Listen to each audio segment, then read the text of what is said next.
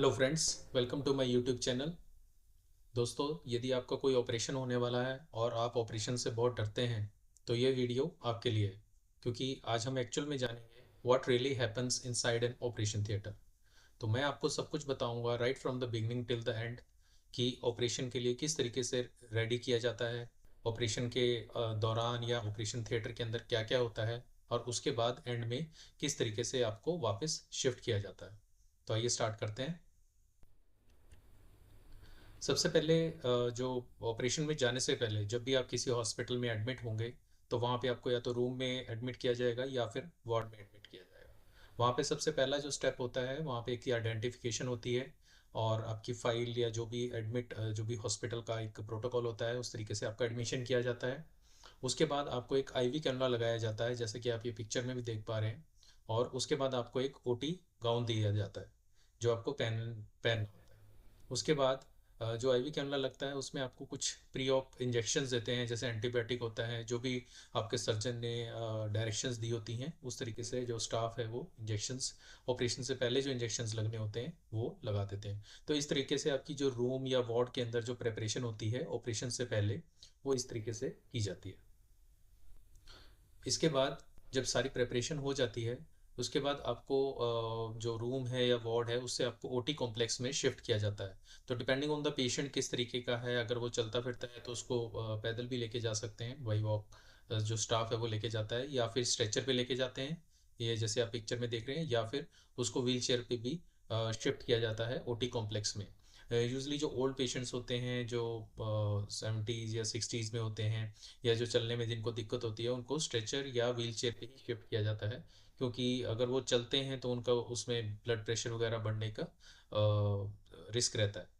एक और चीज़ जो इम्पोर्टेंट प्रिपरेशन में होता है कि उसमें आपके टेस्ट देखे जाते हैं, उसमें आपके जो जो पेंडिंग इन्वेस्टिगेशंस होती हैं, ब्लड इन्वेस्टिगेशंस जो कुछ रह गई थी वो हुई है या नहीं, वो भी चेक किया जाता है स्टाफ के द्वारा।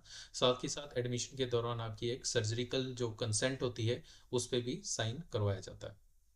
तो इसमें आप शिफ्ट करने के बाद जब ओटी में शिफ्ट हो जाते हैं तो इस तरह का कुछ कॉम्प्लेक्स होता है, एक ऑपरेशन थिएटर कॉम्प्लेक्स होता है। हर हॉस्पिटल का अलग अलग होता है, बड़ा भी होता है छोटा भी होता है। तो इसमें केवल पेशेंट को ही जो अनुमति होती है जाने की, बाकी जो उसके पेशेंट के साथ के जो अटेंडेंट्स होते हैं वो बाहर ही वेट करते हैं। और ये स्टेराइल एरिया होता है, इसमें अंदर कोई और नहीं जा सकता अदर देन स्टाफ, डॉक्टर्स और जो पेशेंट है वही ही केवल जा सकता है। इसके अलावा कोई भी उसके अंदर एंटर नहीं करता। आपने देखा होगा कि बाहर इस तरह का कुछ स्टेराइल एरिया, स्टेराइल जोन या no entry zone operation theatre complex के बाहर लिखा होता है। ऑपरेशन थिएटर कॉम्प्लेक्स के बाहर कुछ वेटिंग लाउंज होता है जहाँ पे अटेंडेंट्स वेट कर सकते हैं, जब जिनका पेशेंट ऑपरेशन के लिए गया होता है वो वहाँ वेट भी कर सकते हैं। तो ये हर एक का अपने अपना हॉस्पिटल का डिपेंड करता है कितनी वहाँ चेयर्स लगी हुई हैं, depending on the level of the hospital. Coming on to inside the OT, जब पेशेंट एक बार ओटी में आ जाता है तो सबसे पहले वो एंग्शियस होता है, बहुत ज़्यादा डरा होता है, खासकर जिनका पहला ऑपरेशन होता है या पहले कभी उन्होंने ऑपरेशन ऐसे फेस नहीं किया होता, उनको बहुत डर लग रहा होता है। तो क्योंकि वहाँ पे बहुत सारी लाइट्स होती हैं, मॉनिटर्स होते हैं और सब ने मास्क पहना होता है, देख तो मास्क देख के सब पेशेंट जो है वो डर जाता है कि ये सामने कौन है, कोई समझ नहीं आ रहा, किसको उसने देखा हुआ है किसको उसने नहीं देखा हुआ। तो इससे कई बार डर जाता है। तो आपने ये जब चीज़ें जो होती हैं ये ओटी की प्री रिक्विजिट होती हैं, ये रखनी होती हैं ताकि स्टेरिलिटी मेंटेन रहे, ताकि इन्फेक्शन ना हो। एक और चीज़, जब आप ओटी कॉम्प्लेक्स में एंटर करते हैं तो वहाँ पे टेम्परेचर बहुत ठंडा होता है, यूजली एसी चल रहा होता है। वो इसलिए होता है कि वहाँ पे इन्फेक्शन के चांसेस कम से कम हो, क्योंकि जब ठंडा होता है तो उसमें बैक्टीरिया ग्रो नहीं करते, इसलिए उसका जो ओटी का टेम्परेचर है वो काफ़ी लो होता है एज़ कम्पेयर टू आउटसाइड। तो वहाँ पे कई बार पेशेंट को एकदम ठंड लगने लग जाती है, पेशेंट घबरा जाता है कि भाई मुझे बहुत ज़्यादा ठंड लग रही है। तो इसलिए मैं आपको ये बता रहा हूँ कि आपने घबराना नहीं है उस चीज़ से। इस तरह का कुछ सेटअप होता है, ये बेसिक एक ऑपरेशन थिएटर है। इस तरह के कुछ मशीन्स होती हैं, गैजेट्स होते हैं, बीच में एक टेबल होता है ये जिस पे पेशेंट लेटता है, बाकी साइड में एनेस्थीसिया मशीन है जो बड़ा सा आप देख रहे हैं, उस पर मॉनिटर्स होते हैं, और ऊपर एक लाइट होती है जो लाइट ऑन करते हैं। ये किसी दूसरे ओटी की फ़ोटो है, इसमें भी उसी तरीके से गैजेट्स हैं, ओटी टेबल है, मशीन है, लाइट्स हैं। इसके बाद ये जो टीम होती है, एनेस्थीसिया टीम होती है, सर्जन टीम होती है, स्टाफ होता है, ये सब वहीं पे आपके साथ बात करते हैं। वो उनकी भी अलग से ड्रेस होती है, वो उन्होंने ड्रेस डाल रखी होती है। सबने अपनी अपनी ओटी ड्रेस डाली होती है, तो depending on the colour of the dress you can identify कि कौन एनेस्थेटिस्ट है, कौन स्टाफ है और कौन सर्जन है, उस तरीके से होता है।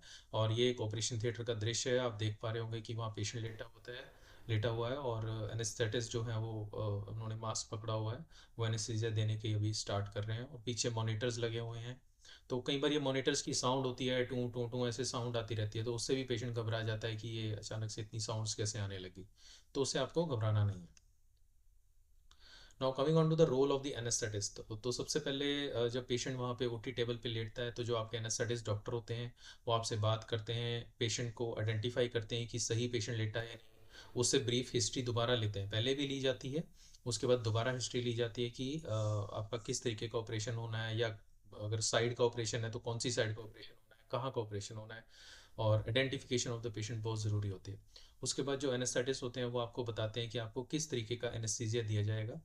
जैसे मेरे पहले वीडियोस में मैंने आपको बताया कि स्पाइनल एनेस्थीसिया होता है, जनरल एनेस्थीसिया होता है, depending on the what surgery आपको की जानी है उस तरीके से आपको एनेस्थीसिया दिया जाता है।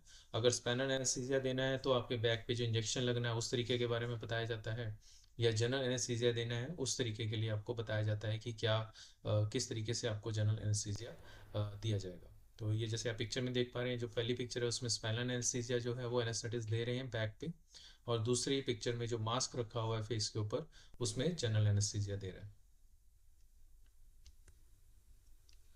Coming on during the surgery जो एनेस्थेटिस्ट हैं वो आपके सारे vitals, blood pressure, pulse rate ये सब मॉनिटर करते हैं, ऑक्सीजन मॉनिटर करते हैं, और जो सर्जन है वो इस तरीके से ऑपरेशन करते हैं।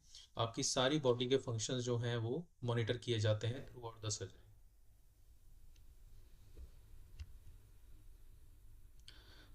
जब सर्जरी खत्म हो जाती है तो उसके बाद मेन पार्ट आता है, मोस्ट इंपॉर्टेंट पार्ट आता है, जिसे waking up from the surgery. तो जैसे जो स्पाइनल एनेस्थीसिया होता है उसमें यूजली पेशेंट खुद ही अवेक ही होता है, नीचे नीचे वाला हिस्सा जो एनेस्थेटाइज किया जाता है। लेकिन जनरल एनेस्थीसिया में जब सर्जरी खत्म हो जाती है तो जो सारी मेडिकेशंस एनेस्थीसिया की दी जा रही होती हैं वो सब बंद कर दी जाती हैं, और पेशेंट धीरे धीरे होश में आने लगता है। ये एनेस्थीसिया टीम होती है। और इसके बाद जब पेशेंट होश में आ जाता है तो इस तरीके से उससे बात करते हैं, और उससे हालचाल पूछते हैं। कई बार उस तरीके से पेशेंट रिस्पॉन्ड नहीं करता, बट जैसे कहते हैं कि जीभ निकालो, उस तरीके से पेशेंट रिस्पॉन्ड करता है। जब पेशेंट एक बार अवेक हो जाता है, पूरा कॉन्शियस हो जाता है, पूरी कमांड्स फॉलो करने लग जाता है, तो उसके बाद उसको स्ट्रेचर पे ही वापस या तो रूम में, या रिकवरी रूम होता है जो कुछ टाइम के लिए रिकवरी रूम में शिफ्ट कर दिया जाता है। और उसके भी वहाँ भी उसके वाइटल्स चेक होते हैं, मॉनिटर लगता है, और सारे वाइटल्स दोबारा चेक होते हैं ताकि उसको बाद में कोई दिक्कत ना हो जाए।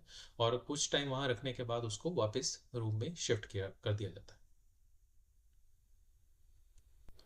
तो उम्मीद है दोस्तों आपको ये मेरा वीडियो पसंद आया होगा। इससे रिलेटेड कोई क्वेरी हो तो आप प्लीज़ कमेंट सेक्शन में ज़रूर लिखें। Thank you.